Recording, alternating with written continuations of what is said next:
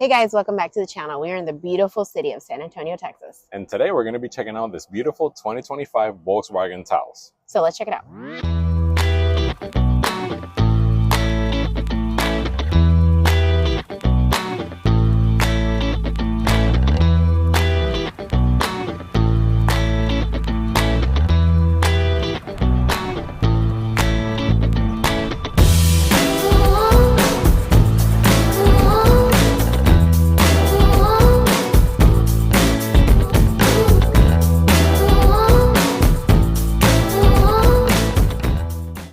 For 2025, the new Volkswagen Taos, the interior is really nice. As you can see, we have our standard 8-inch infotainment center. We have a nice digital dashboard, smooth steering wheel, USB-C charging station. In the front, you have 2 charging stations here. You have your standard cup holders in the middle, little placement to put your keys or anything that you want right here. You also have to put your cell phone and charge wirelessly. We have mid-console storage where, as you can see, I fit a whole water bottle in here. You could probably fit 2 water bottles easily. You have ample leg room. You have the heated and ventilated seats, which is really nice, especially right now we're in the winter time, to heat your back and everything like that. We have these side storage compartments that are handy dandy.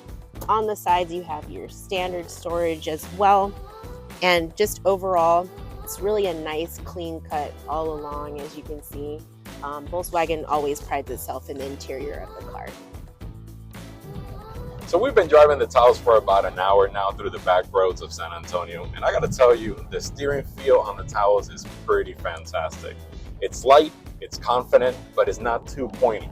There's a lot of manufacturers out there that, to give you that sporty feel on an SUV, they give you very fast steering. And that's all fine, but at highway speeds, the car can feel unstable, sketchy, and skittish. And you can just never relax. You constantly have to be thinking about what it is that you're doing. With the Taos, it's completely different. You can sit back and relax and actually enjoy the ride, but it does feel nimble, especially through the twisties that we just took. When you combine that with the fact that it has the dashboard, the dash dome, and the hood, they all slope downwards, this is actually a pretty nice place to be. This is a great car for long trips. In the second row, we have a lot of leg room for those nice road trips that we have. We have, of course, your back storage. We have 1 USB-C charging station. We have AC vents that you can adjust as well. But the best thing about the second row is just seeing the panoramic view from back here. I love the panoramic sunroof. And of course, if you don't want to sit somebody in the middle, you always have your cup holders that you have in the middle console.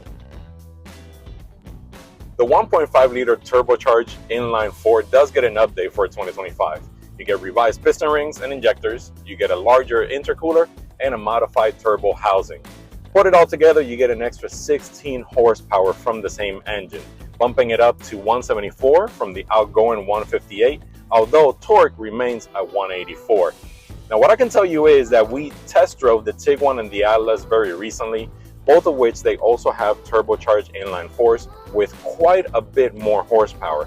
Granted, they're a little bit heavier cars, but on the Taos, this engine with this horsepower, it just feels a lot more alive. It feels quicker, it feels faster. Now, yes, the weight has a lot to do with it, but I think this car is also geared differently. It's just a lot sportier than the Tiguan and the Atlas that we test drove. Now, a bump in horsepower and torque doesn't necessarily mean that you're sacrificing anything at the pump. You still get 31 miles per gallon on the front wheel drive, and you get 28 miles per gallon on the 4Motion, like the one that we're test driving today. Lots of trunk space. There's plenty of room to put groceries or anything that you may have in the trunk. The only downside to the trunk space is that we don't have a flat lay. So if you want to put something in the back, or if you even wanted to just sleep in the car, that's going to be a little bit difficult. Cool thing that we do have, though, is a spare tire. So just in case you have to change that bad boy on the highway yourself, well, you got it. The new Taos also get updated front and rear bumpers. The bumper itself is a little bit more aggressive. The grille is different. We have these nice side vents to direct airflow around the front tire. We have a light bar, illuminated logo, standard LED projector headlights, which can be adaptive, which means that they can move up and down and side to side as you're driving down the road. The light bar theme from the front also continues in the back, where the tail lights connect from one side to the other. You can get an optional illuminated emblem, which looks really nice at night. We have footage of that in our video as well. The only thing that I don't quite like is these fake exhaust vents. There's nothing there. Literally, it's just a piece of plastic. Just get rid of them. To make up for the fake exhaust in the back, Volkswagen engineers put this little Easter egg right here. Some sort of lizard. I don't know exactly what it is or what it stands for, but it's cool as hell. Well guys, we hope you enjoyed our review of the 2025 Volkswagen Taos.